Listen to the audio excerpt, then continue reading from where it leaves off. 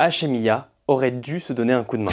Un peu subtile celle-là. Réalisé par Fede Alvarez, à qui l'on doit le super Alien Romulus, Evil Dead est un soft reboot, un film dans le même univers que l'original sans pour autant être un remake. Et ce pour une raison, il aurait dû avoir une suite.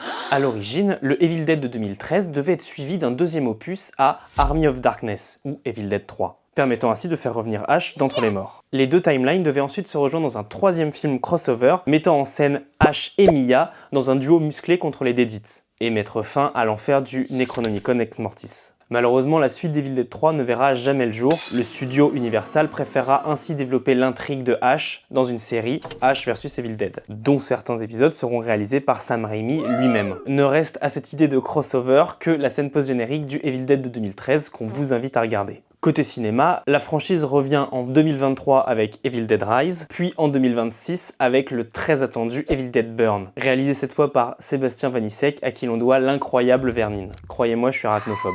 Ça t'a donné envie de te replonger dans le Necronomicon? Viens écouter notre nouvel épisode de Même pas peur podcast, consacré à Evil Dead de Fede Alvarez. Tu lis quoi là?